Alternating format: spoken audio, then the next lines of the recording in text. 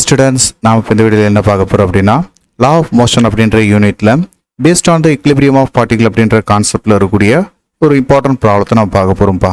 Competitive எக்ஸாமில் பொதுவாக அந்த மாதிரி பிக்சர் ஓரியன்டான கொஸ்டின் அதிகமாக கேட்குறது உண்டு. அதுவும் 2 more கான்செப்டை ஒன்றா வச்சு ஒரு சில equilibrium ஸ்டேட்டில் இருக்கக்கூடிய சில கொஸ்டின்ஸ் நம்மளுக்கு கேட்பாங்கப்பா. ஸோ அப்படி இங்கே கொடுத்துருக்கிற 1 more இம்பார்ட்டன்ட் ப்ராப்ளத்தை நீங்கள் இங்கே பார்க்கும்போதே தெரியும். ஸோ இதில் இருக்கக்கூடிய இந்த ஜாமெட்ரிக்கல் ஸ்ட்ரக்சரை நம்ம ஸ்டடி பண்ணி அதை டீட்டெயில்டாக நம்ம டிஸ்கிரீட் பண்ணாலே நம்மளுக்கு ஆன்சர் கொண்டு வந்துடலாம், சரிங்களா? ஸோ அதனால் கொஸ்டின் நம்ம தரவாக ரீட் பண்ணுவோம். An object of mass 8 kg is hanging from one end of a uniform rod CD of mass 2 kg and length 1 meter pivoted at its end C on the vertical wall as shown in figure. இப்போது ஒரு வெர்டிகலாக என்ன செஞ்சிருக்கு, ஒரு வாலில் ஒரு ஹரிசாண்டலாக என்ன செஞ்சுருக்கிறாங்கன்னா ஒரு uniform rod. அந்த யூனிஃபார்ம் ராடோட லென்த்து 1 மீட்டர். சிடி அப்படின்ற இந்த ராடோட லென்த் எவ்வளோ இருக்குன்னா 1 மீட்டர், அதாவது 100 சென்டிமீட்டர் இருக்குப்பா, சரிங்களா? ஸோ அதோடைய மாஸ் எவ்வளோ இருக்குது அப்படின்னா 2 kg மாஸ்.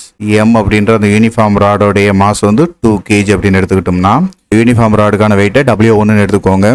ஸோ நம்மளுக்கு ஜி வேல்யூஸ்லாம் 10 மீட்டர்/செகண்ட் இன்வெர்ஸ் ஸ்கொயர்னு எடுக்க சொன்னதுனால எம் இன்ட்டு ஜி அப்படின்றது இந்த யூனிஃபார்ம் ராடுக்கான weight. M 2 kg into G value 10, டோட்டலாக 20 நியூட்டன் வெயிட்டுப்பா.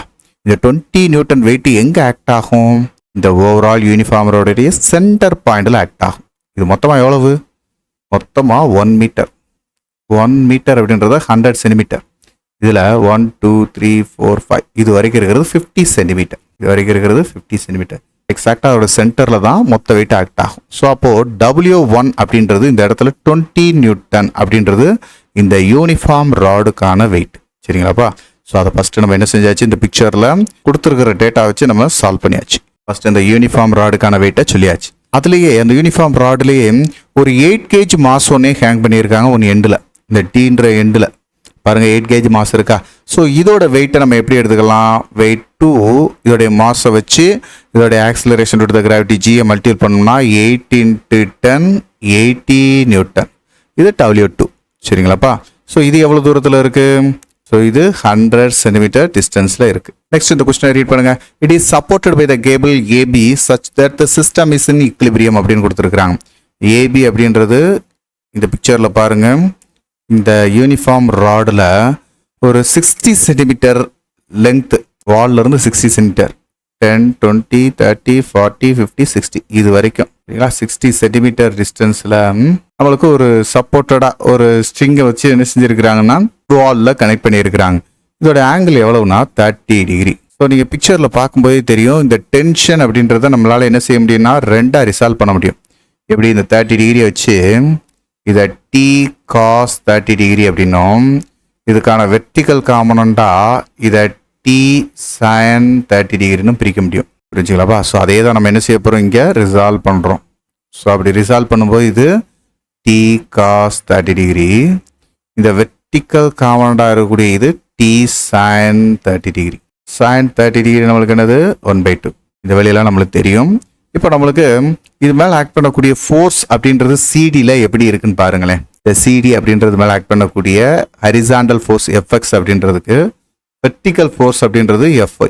ஸோ இந்த ரெண்டு எப்படி இருக்குது அப்படின்னு கேட்டோம்னா மியூச்சுவலி பெர்பெண்டிகுலராக இருக்கக்கூடிய 2 ஃபோர்ஸ் எஃப்எக்ஸ் அண்ட் எஃப்ஐ அப்படின்றது இதை equilibrium ஸ்டேட்டில் வச்சிருக்கு. இந்த equilibrium ஸ்டேட்டில் வச்சிருக்கிறத நம்ம எப்படி கன்சிடர் பண்ணோம் அப்படின்னா சிஸ்டத்து மேலே ஓவரால் ஆக்ட் பண்ணக்கூடிய டார்க் அப்படின்றது equilibriumனு எடுக்கணும்ப்பா. இந்த டார்க் அப்படின்ற கான்செப்டை நம்ம சிம்பிளாக நம்ம படிச்சிருந்துருப்போம். டார்க் அப்படின்றது வேற ஒன்றும் இல்லை, ஆக்டிங் ஃபோர்ஸ் பெர்பெண்டிகுலர் டிஸ்டன்ஸ். இதான்ப்பா ஃபார்முலா, சிம்பிளாக ஞாபகத்தில் வச்சுக்கோங்க. Acting force perpendicular distance, force tension இது எல்லாமே நம்மளுக்கு இந்த இடத்துல டார்க்குக்கு சொல்லலாம். ஸோ அப்போது ஒரு ஃபோர்ஸ்க்கு பெர்பெண்டிகுலர் டிஸ்டன்ஸை நம்ம மல்டிபிள் பண்ணுறது தான் என்னது டார்க்கு. இந்த இடத்துல நாம் எப்படி இந்த பிக்சரை பார்க்கணும் அப்படின்னா T sin 30 டிகிரி அப்படின்றது வெர்டிகல் காம்பனண்ட்ல மேலே இருக்கக்கூடிய ஆக்ட் பண்ணக்கூடிய ஃபோர்ஸ். அந்த டென்ஷன் வெர்டிகல் ஆக்ட் பண்ணக்கூடிய இந்த Pன்ற பாயிண்ட்லேருந்து ஆக்ட் பண்ணக்கூடிய இந்த வெர்டிகல் டென்ஷன், Tன்ற பாயிண்ட்லேருந்து ஆக்ட் பண்ணக்கூடிய இந்த வெர்டிகல் டென்ஷன் T sin 30 டிகிரின்றது எவ்வளோ டிஸ்டன்ஸில் இருந்து இருக்குது? எக்ஸாக்டாக 60 சென்டிமீட்டரில் இருக்குது. ஸோ அந்த டிஸ்டன்ஸை தான் நம்ம என்ன செய்யணும், பெர்பெண்டிகுலர் டிஸ்டன்ஸாக இங்கே எடுக்கணும்ப்பா. So perpendicular distance 60 centimetre. So அதே மாதிரி இந்த சிடின்ற இந்த சர்ஃபேஸ் மேலே நம்மளுக்கு இன்னொரு 2 ஃபோர்ஸ் ஆக்ட் ஆகுது. டவுன்வர்ட் டைரக்ஷனில் W1ன்ற வெயிட்டும் W2 அப்படின்ற வெயிட்டும் ஆக்ட் ஆகுது. ஸோ இது அப்படியே என்ன செய்யுது, ஆப்போசிட்டாக இருக்கக்கூடிய ஃபோர்ஸ். அப்போ W1 அப்படின்றது எவ்வளோ டிஸ்டன்ஸில் இருக்குன்னு பாருங்க. வெயிட் அப்படின்றது இந்த இடத்துல ஃபோர்ஸ் தான். ஸோ அது எவ்வளோ டிஸ்டன்ஸில் இருக்குது, 50 சென்டிமீட்டரில். வெயிட் 2 அப்படின்றது எவ்வளோ டிஸ்டன்ஸில் இருக்குது, 100 சென்டிமீட்டர் தள்ளி. சரிங்களா? ஸோ எல்லாத்தையும் நம்ம என்ன செஞ்சிட்டோம், சென்டிமீட்டர்லேயே இங்கே சொல்லிட்டோம். மேலே ஆக்ட் பண்ணக்கூடிய டார்க்கும் டவ்1ம் கீழே ஆக்ட் பண்ணக்கூடிய டார்க்கும் எப்படி இருக்குன்னா ஈக்குவலாக இருக்கான். இந்த 2 டார்க்கையும் என்ன செய்யணும், சேம் டைரக்ஷனில் இருக்கனால ஆட் பண்ணி எழுதணும். சரிங்களா? இப்படி தான் நம்ம என்ன செய்ய போகிறோம், இதை ப்ரூவ் பண்ண போகிறோம். ஸோ அதை ப்ரூவ் பண்ணுறதுக்கு ஈக்குவேஷன் எழுதுவோமா. சிஸ்டம் இஸ் இன் ஈக்லிபிரியம் அப்படின்னு பார்க்கும்போது net torque about the point C அப்படின்றதுல 0வா இருக்கும். ஸோ அதை எப்படி எழுதலாம், T sin 30 degree into 60 centimetre minus, இது பாசிட்டிவ் டேர்மில் இருக்கு, நெகட்டிவ் டேர்மில் இருக்கக்கூடியது யாரு, W1 அண்ட் W2ன்ற வெயிட்டுக்கான டார்க். அப்போ W1 அப்படின்றது 50 சென்டிமீட்டர்லையும் W2 அப்படின்ற வெயிட் 100 சென்டிமீட்டர்லேயே இருக்கு. இந்த ரெண்டு ஏன் நெகட்டிவ் டேர்மில் போட்டிருக்கோன்னா opposite direction. So net torque 0, equilibrium state. இந்த நெகட்டிவ் டேர்மில் அந்த சைடு கொண்டு போயிட்டா ஈக்குவலாக இருக்குன்னு அர்த்தம். sin 30 டிகிரின்றது நம்மளுக்கு 1/2 தெரியும். T/2 இன்ட்டு 60, இந்த 2 60 அடிச்சுட்டா 13 வந்துடும்.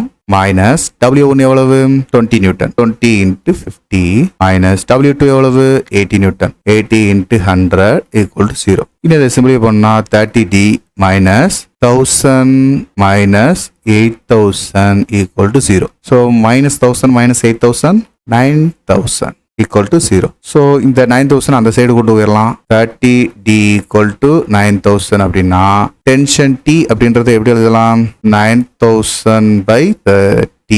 அப்போ இதை சிம்பிளை பண்ணும்போது நம்மளுக்கு கிடைக்கக்கூடிய வேல்யூ 300 நியூட்டன். அப்போ இந்த ஸ்ட்ரிங் எவ்வளோ டென்ஷன் கொடுத்துக்கிட்டு இருக்கு, 300 நியூட்டன் டென்ஷன் கொடுத்துக்கிட்டு இருக்குப்பா. புரிஞ்சுங்களா? ஸோ நாம தெரிஞ்சுக்கிட வேண்டிய கான்செப்ட் என்ன அப்படின்னு கேட்டோம்னா, இந்த ஈக்லிபிரியம் அப்படின்ற ஸ்டேட்டை ஃபோர்ஸுக்கு மட்டும் இல்ல டார்க்குக்கும் அப்ளை பண்றதுக்கு தெரிஞ்சுக்கணும். சரிங்களா? அதுக்காக ஒரு சிம்பிளான ஒரு ப்ராப்ளம் தான் இது. ஸோ ஒரு தடவை நீங்களும் ப்ராக்டிஸ் பண்ணிக்கோங்க. இது மாதிரி எந்த ஒரு ப்ராப்ளம் கேட்டாலும் உங்களாலையும் ஈஸியாக சால்வ் பண்ண முடியும்ப்பா. தொடர்ந்து இதே மாதிரி நெக்ஸ்ட் ஒரு வீடியோவில் பார்க்கலாம். தேங்க்யூ. இந்த வீடியோ உங்கள் எல்லாருக்கும் பயனுள்ளதாக இருக்கும்னு நான் நம்புகிறேன். உங்களுக்கு இது ரொம்ப ஈஸியாக இருந்துச்சு அப்படின்னா மறக்காமல் லைக் பண்ணுங்க. நம்ம மிஸ்டர் பிசிக்ஸ் சேனலை சப்ஸ்கிரைப் பண்ணுங்க. உங்களுடைய நண்பர்களுக்கும் ஷேர் பண்ணுங்க. நம்மளுடைய தொடர்ந்து எல்லா வீடியோக்களும் உங்களுக்கு வரணும் அப்படின்னா நம்ம நோட்டிஃபிகேஷனில் ஆல் அப்படின்ற ஆப்ஷனோட கிளிக் பண்ணுங்க. தேங்க்யூ.